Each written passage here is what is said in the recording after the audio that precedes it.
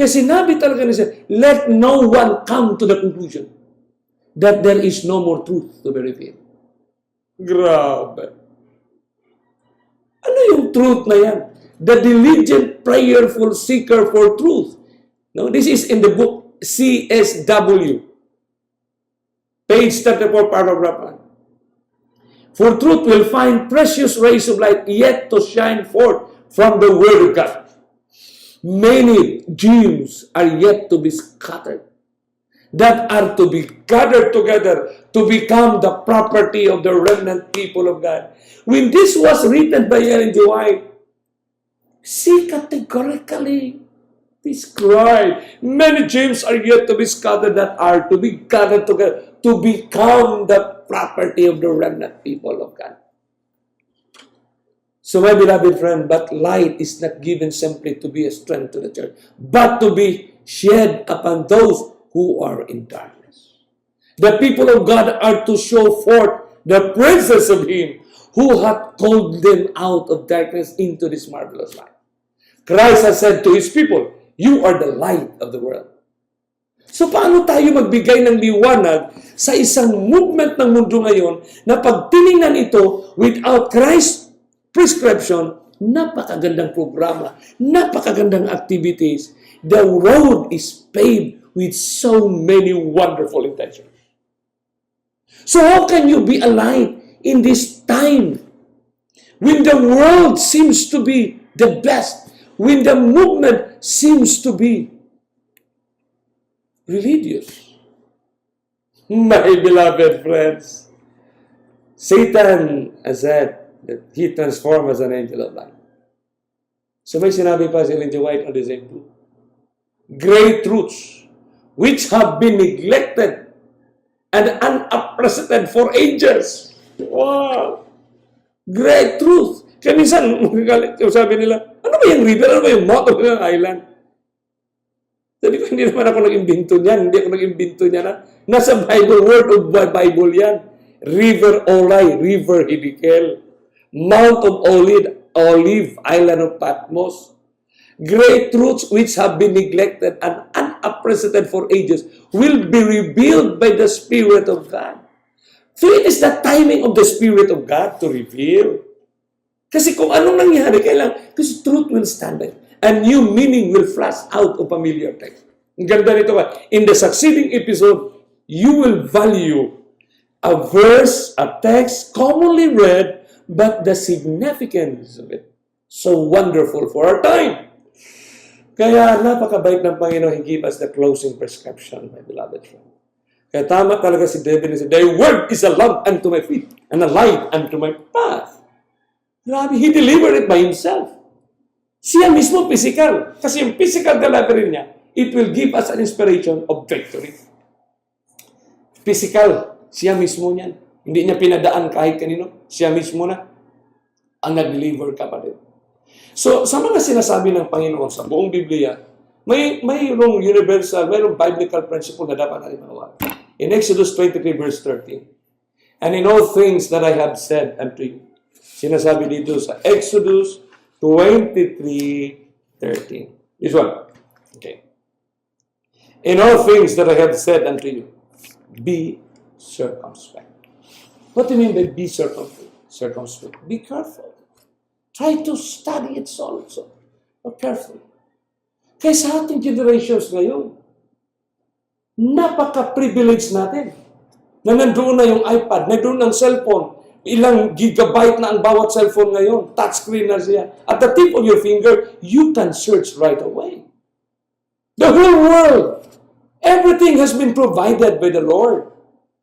So kaya sinasabi dito kapatid, yung Generation X noon, they're born in 1940, 1950s, 1960s. These are called the Generation X.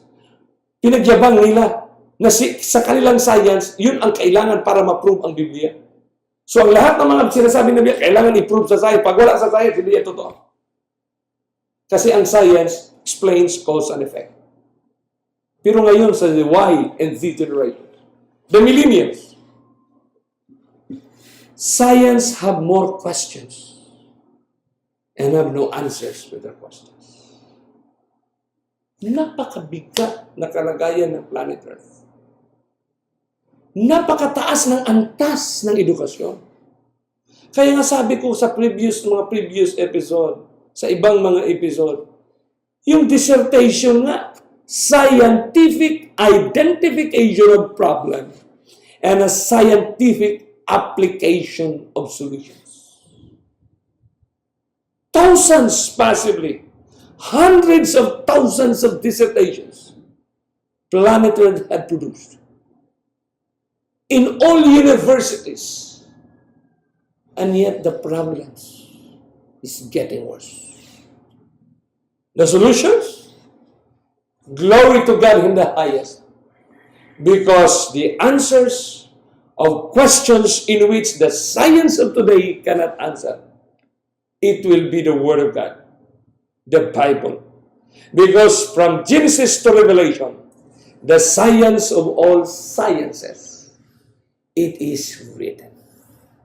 There's nothing new under the sun, because the story of redemption simplifies the time, the space, and the matter.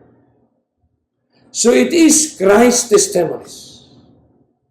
Testifying that He is going to restore the fallen generation. Testifying that this is the art of the enemy. Testifying to us that this is the mode of the enemy. Testifying unto us na ito ang gagawin ni Satanas. Just like his experience on the mount, he is testifying to the last generation and even physically delivered the message. Sapagkat the only holding surety for us is the Bible. So kahit anong relihiyon, kapatid, we can be a salt to them. You can be invited to different church organizations because you need to be the head and not the tail. Ito na ang panahon, kapatid, na sinabi ng Matthew 5:3, you are the salt of the earth. Kung tayo ang asin, ibig sabihin, maramdaman nila ang lasa ng kaligtasan. Maramdaman nila ang lasa sa galaw ng kamay ng Panginoon upang iligtas ang ating mga kaluluwa. Because you are the salt of the earth. You are the light of the world. That in the midst of all this questioning, in the midst of all this movement of a light-bearing enemy of Christ, He transformed as an angel of light. At sinabi pa niya dyan, I will be light. How will you show the true light? The only true light is what Christ had engages today. That's why according to Testimonies to Ministers, page 112, 113, the light that Daniel directly received from God, the light is the river, the Mount of Olives.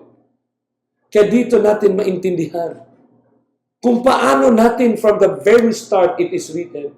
Kasi si Satanas ang kanyang gagawin, it's always a positive approach.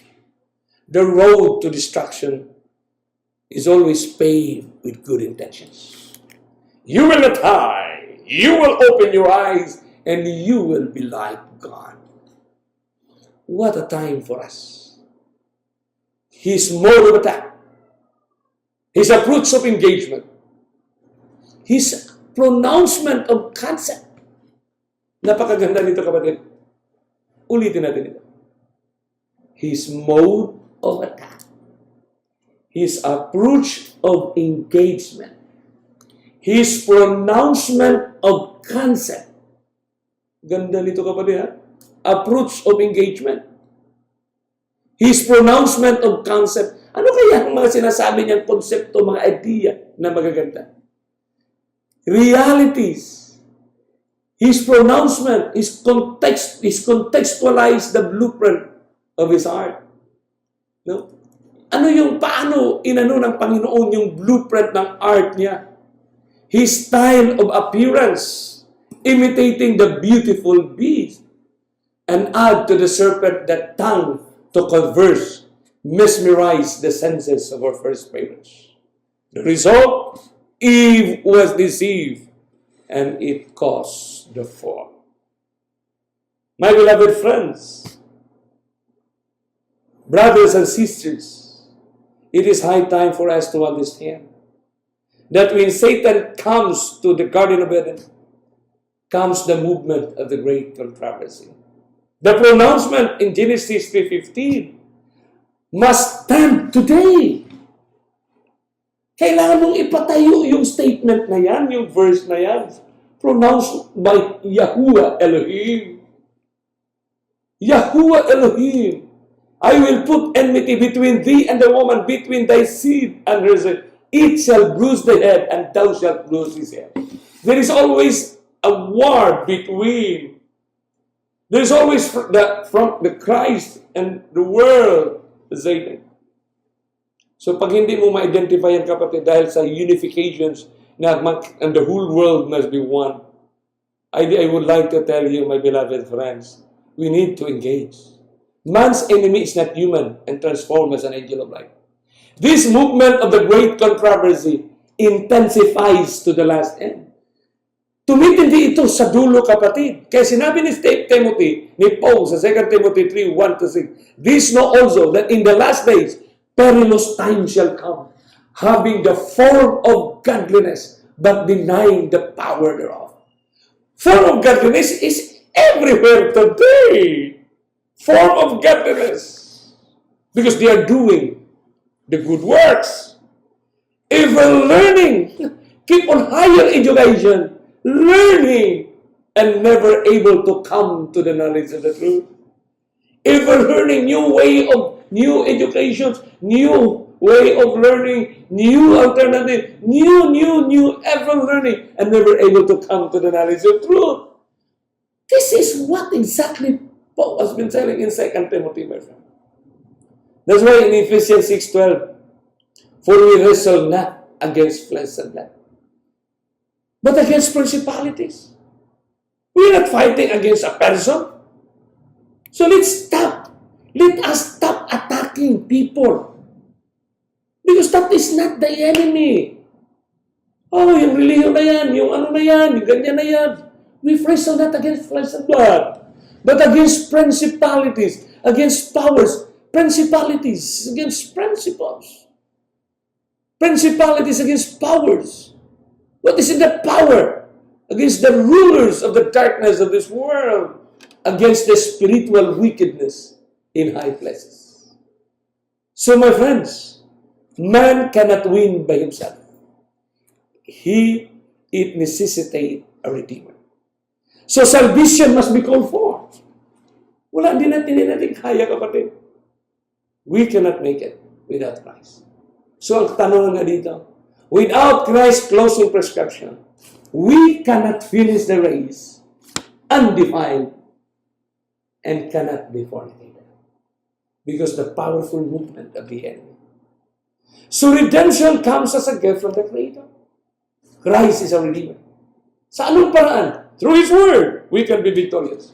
The Word is a lamp unto my feet and a light unto my path.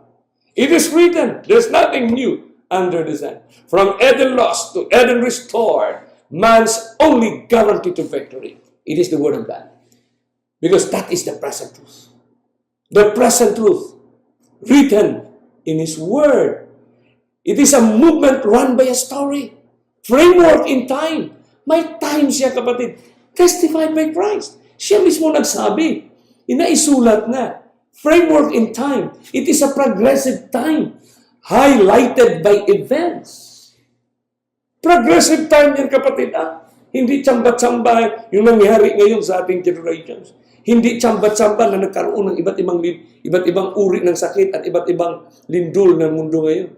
It's a progressive time highlighted by events. Events that has a global implications. Events that is even global by itself. From the garden to the flood, to the birth, to the death, and resurrection of Christ. Now, framework in time. The Bible talks about 2,300 years. That's a framework of time in a space. In a space of 1,260 years. The little horn will horn. And from that time on, testified by Christ. Kaya, all scriptures is given by inspiration of God and is profitable for doctrine, for reproof, for correction, for instruction in righteousness. My beloved friends, brothers and sisters, laity and ministers' lives, movement progresses to its appointed purpose. This appointed purpose of God run in a movement that progresses. Kaya Ecclesiastes chapter 3 verse 1, there is to everything there is a season and a time to every purpose. Kaya ang presidente ng Pilipinas, paborito niya ito. Sabi na, panahon na talaga, there's always a time for everything, my beloved friends. And the redemption in this time controversy ito, hindi ito eternal na great controversy, has moved to its closing phase. Patapos na ito, kapatid. And it has reached to the last page, the closing. The ushering phase to eternity. Ang last page, ito lang ang pinaka-ushering point to eternity, where the enemy transformed into an angel of light. Kasi dito sa last phase, kapatid, ito rin ang mag-connect sa atin sa eternity. Kaya sinikap ni Satanas na mag-transform siya as a light.